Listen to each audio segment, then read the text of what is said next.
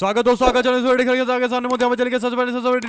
दोस्तों कांग्रेस पार्टी के नेताओं से बातचीत करने के लिए पहुंचे कार्यकर्ताओं से बात कर रहे हैं राहुल गांधी। अचानक से समाजवादी पार्टी के कार्यकर्ताओं से कैसे बातचीत करने लगे हैं, बताएंगे क्या बिहार को लेकर लिया गया है बड़ा सबक दोस्तों। और समाजवादी पार्टी के नेता ने लगे हाथ एआईएमआईएम को भी गठबंधन के लिए बड़ा ऑफर दे दिया है, बताएंगे क्या सपा कांग्रेस और एआईएमआईएम का गठबंधन उत्तर प्रदेश के अंदर लोडिंग हो रहा है। एक एक करके चलेंगे आज की सारी बड़ी अपडेट, सारी बड़ी जानकारी अब तक पहुंचाएंगे। लेकिन उससे पहले अगर आप भी मानते हैं कि अब अकेले लड़ लड़कर सबने देख लिया कि सबको मिल रही है हार, तो अब एकजुट होकर लड़ना चाहिए चुनाव। अगर आप भी मानते हैं कि समाजवादी पार्टी, एआईएमआईएम और कांग्रेस पार्टी का उत्तर प्रदेश के अंदर गठबंधन होना चाहिए, तभी उत्तर प्रदेश के अंदर वाकई कुछ हो पाएगा। तो इस वीडियो को लाइक करके, लाल बटन दबाकर, चैनल को सब्सक्राइब करके, बेल आइकन दबाकर कमेंट बॉक्स में अपनी राय जरूर लिखकर बताएगा दोस्तों। ज्यादा से ज्यादा वीडियो को शेयर कीजिएगा। चलते हैं सबसे पहले सबसे बड़ी ब्रेकिंग न्यूज अपडेट की तरफ, जहां पर उत्तर प्रदेश के विधानसभा चुनाव को लेकर इस वक्त की सबसे बड़ी खबर सामने आ रही है दोस्तों। राहुल गांधी ने कांग्रेस पार्टी के कार्यकर्ताओं से मुलाकात करने के लिए रायबरेली का अपना एक दौरा रखवाया। राहुल गांधी रायबरेली में अलग अलग कार्यक्रम के अंदर शामिल हुए दोस्तों। इस दौरान बड़ी बात यह रही कि कांग्रेस के कार्यकर्ताओं के साथ तो राहुल गांधी बात करते नजर आए, लेकिन इस दौरान समाजवादी पार्टी के लोगों को भी स्पेशल बुलाया गया था, जो राहुल गांधी से उत्तर प्रदेश की राजनीति को लेकर चर्चा कर रहे थे दोस्तों। समाजवादी पार्टी के कार्यकर्ताओं का राहुल गांधी से बातचीत करना इस बात के संकेत देता है कि कांग्रेस पार्टी और समाजवादी पार्टी गठबंधन को लेकर काफी सीरियस तरीके से काम कर रही है। और जगह जगह पर जो बैनर पोस्टर लगाए गए हैं उसमें 2027 का कैप्टन अखिलेश यादव को बुलाया जा रहा है, जबकि 2029 का कैप्टन राहुल गांधी को बोला जा रहा है। इससे पता चलता है कि समाजवादी पार्टी और कांग्रेस पार्टी एकजुट होते जा रहे हैं दोस्तों। अखिलेश यादव के समर्थकों और कार्यकर्ताओं से राहुल गांधी की बातचीत करने का मतलब ही यह है कि सपा और कांग्रेस के गठबंधन को लेकर राहुल गांधी भी पूरी तरीके से संजीदा है। आप लोग अपनी राय जरूर लिखकर बताएगा, ज्यादा से ज्यादा वीडियो को शेयर कीजिएगा दोस्तों। चलते हैं एक और बड़ी अपडेट की तरफ, जिसमें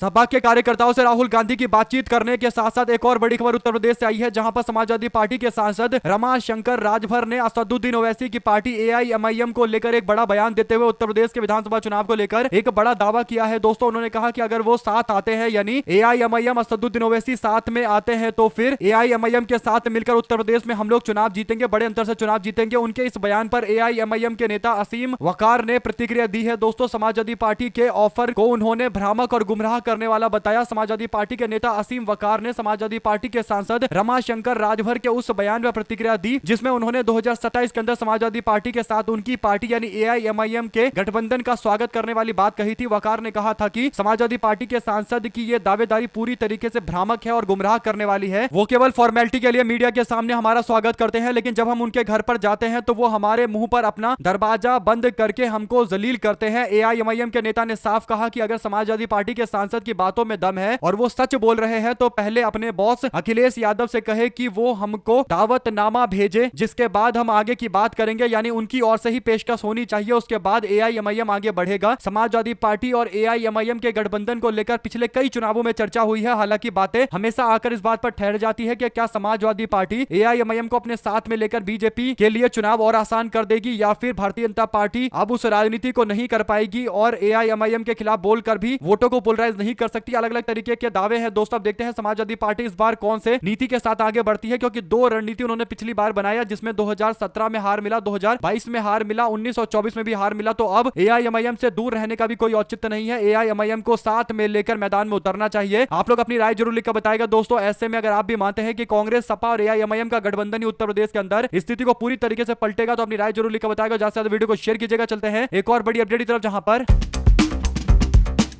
बीएमसी के चुनाव के बाद रोज नए समीकरण और सियासी तस्वीरें सामने आने लगी है दोस्तों। अब एक खबर शरद पवार और अजित पवार खेमे से निकलकर सामने आई है। सूत्रों ने बताया है कि बीएमसी के चुनाव में जीते शरद पवार के एक और अजित पवार के 3 पार्षद मिलकर एक नया फ्रंट बनाने की तैयारी कर रहे हैं। एबीपी माझा के मुताबिक सूत्रों ने बताया है कि इनमें अखिलेश यादव की पार्टी, समाजवादी पार्टी के 2 पार्षद भी शामिल है। बता दें कि बीएमसी चुनाव में अजित पवार की एनसीपी अकेले मैदान में उतरी थी, वहीं पर शरद पवार की पार्टी उद्धव ठाकरे और राज ठाकरे के साथ ही नया फ्रंट बनाने के पीछे क्या है वजह, यह भी एक बड़ी जानकारी है। दरअसल दोस्तों बीएमसी चुनाव में शरद पवार के पास 1 पार्षद है, जबकि उनके भतीजे अजित पवार के पास 3 पार्षद है और समाजवादी पार्टी के पास 2 पार्षद है। तो इन 6 को मिलाकर एक गुट बनाने की कोशिश की जा रही है और उस मोर्चे के आधार पर बीएमसी चुनाव में जो भी अपना मेयर बनाना चाहता है उसके साथ डील किया जाएगा। यानी अगर एक एक करके डील करेंगे तो कुछ बड़ी डील नहीं मिल पाएगी, और एक गुट बनाकर अगर 6 पार्षदों को इकट्ठा करके कोई बड़ी डील करेंगे तो फायदा मिलेगा। और इसीलिए इन तीनों ने मिलकर एक नया गुट बनाने का फैसला लिया है। ऐसे ऐसे में सबसे बड़ा सवाल तो यही है कि आखिर बीएमसी चुनाव में अपना मेयर बनाने के लिए कौन दावेदारी करेगा, महापौर किसका बनेगा, किसमें हिम्मत है दावेदारी करने की। क्या शिंदे दावेदारी करेंगे आगे बढ़कर, और अगर शिंदे करेंगे दावेदारी तो क्या भारतीय जनता पार्टी उनको सपोर्ट करेगी, क्या बीजेपी आगे बढ़कर दावेदारी करेगी तो शिंदे सपोर्ट करेंगे, या फिर शिवसेना उद्धव ठाकरे गुट भी अपना मेयर बनाने के लिए, महापौर बनाने के लिए कुछ प्रयास कर सकते हैं। जो भी जानकारी इससे जुड़ी आती रहेगी दोस्तों आप तक लगातार अपडेट पहुंचाएंगे, लेकिन बीएमसी चुनाव को लेकर एक नए नए तरीके के अपडेट आते रहते हैं दोस्तों। अपनी राय जरूर लिखकर बताएगा, ज्यादा से ज्यादा वीडियो को शेयर कीजिएगा। चलते हैं एक और बड़ी अपडेट की तरफ, जहां पर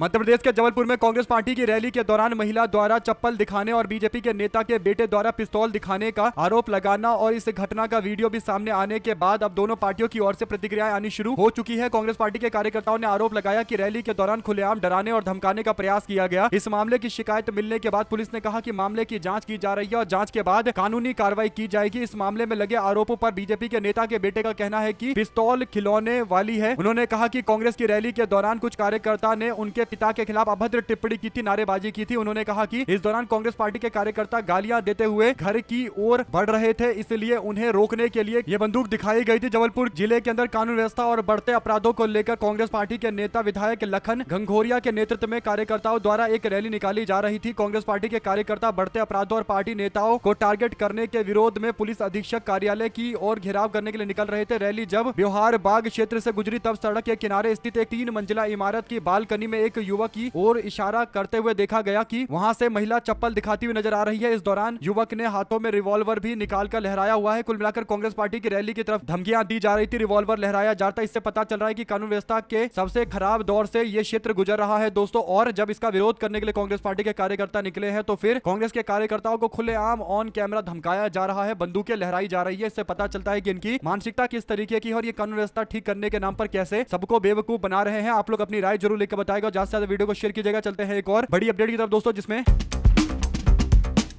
महाराष्ट्र की राजनीति में पार्टी और प्रतीक की लड़ाई अब जमीनी स्तर पर और तेज हो गई है। ठाणे जिले के कल्याण डोंबिवली महानगर पालिका यानी केडीएमसी में सत्ता समीकरणों को लेकर मची खींचतान के बीच उद्धव ठाकरे की शिवसेना यूबीटी ने अपने उन पार्षदों पर नकेल कसना शुरू कर दिया है। कल्याण डोंबिवली के स्थानीय राजनीति में उस समय हड़कंप मचा जब खबर फैली कि शिवसेना ठाकरे गुट के 2 निर्वाचित नगर सेवक मुख्यमंत्री एकनाथ शिंदे के नेतृत्व वाले गुट में शामिल हो सकते हैं। इन अफवाहों को भांपते हुए ठाकरे गुट के जिला प्रमुख शरद पाटिल ने सक्रियता दिखाई और सीधे संबंधित पार्षद के आवास पर जाकर दस्तक दी। पार्टी ने किसी भी संभावित फूट को रोकने के लिए कानूनी और संगठनात्मक घेराबंदी करनी शुरू कर दी है। लेकिन डोंबिवली कल्याण के अंदर जिस तरीके के समीकरण है, ऐसा लग रहा है कि कुछ ना कुछ तो खेला होगा ही होगा, क्योंकि शिंदे को यहां पर खुद का मेयर बनाना है और इसके लिए जरूरी है कि शिंदे को ठाकरे गुट का समर्थन मिले, एमएनएस का समर्थन मिले और इसके लिए तमाम तरीके के प्रयास भी किए जा रहे हैं। आप लोग अपनी राय जरूर लेकर बताएगा दोस्तों, ज्यादा से ज्यादा वीडियो को शेयर कीजिएगा। चलते हैं एक और अपडेट की तरफ, जिसमें उत्तर प्रदेश के संभल जिले के न्यायिक व्यवस्था से चौंकाने वाला मामला सामने आया है। संभल के नए प्रमुख न्यायिक मजिस्ट्रेट यानी सीजीएम अब आदित्य सिंह होंगे। आदित्य सिंह वही है जिन्होंने सिविल जज के रूप में रहते हुए जामा मस्जिद सर्वे का आदेश दिया था और मौजूदा प्रशासनिक फैसले में उन्हें प्रमोशन देकर सीजीएम पद की जिम्मेदारी सौंपी गई थी। ये नियुक्ति ऐसे समय में हुई है जब संभल हिंसा से जुड़ा मामला न्यायिक, प्रशासनिक और पुलिस स्तर पर लगातार चर्चा में बना हुआ है। आप लोग इस पूरे मामले पर क्या राय देना चाहते हैं लिखकर जरूर बताएगा दोस्तों। संभल हिंसा मामले में जिस तात्कालिक सीजीएम विभांशु सुधीर ने एएसपी अनुज चौधरी, इंस्पेक्टर अनुज तोमर समेत 15 से 20 पुलिसकर्मियों के खिलाफ मुकदमा दर्ज करने का आदेश दिया है, उसका संभल के सुल्तानपुर तबादला कर दिया गया। लेकिन यह फैसला सिर्फ स्थानांतरण तक सीमित नहीं है। चंदौसी में तैनात रहे सीजीएम विभांशु सुधीर को सुल्तानपुर भेजते हुए मुख्य न्यायिक मजिस्ट्रेट के पोस्ट से हटाकर सिविल जज बना दिया गया है, यानी उनका डिमोशन कर दिया गया है। और ये अपने आप में इस बात के साफ संकेत देता है कि भारत के अंदर जब कानून को सही से लागू करने की कोशिश कोई व्यक्ति करता है तो उसके साथ कैसा दुर्व्यवहार किया जाता है। संभल के मुख्य न्यायिक मजिस्ट्रेट को हटाकर उनका डिमोशन करके सिविल जज बना दिया गया सीनियर डिवीजन का। आप लोग इस पूरे मामले पर अपनी राय जरूर लिखकर बताएगा। ज्यादा से ज्यादा वीडियो को शेयर कीजिएगा। देख रहे थे आपका अपना चैनल जय हिंद जय भारत। ज्यादा से ज्यादा वीडियो को शेयर कीजिएगा। बहुत धन्यवाद। जय हिंद जय भारत।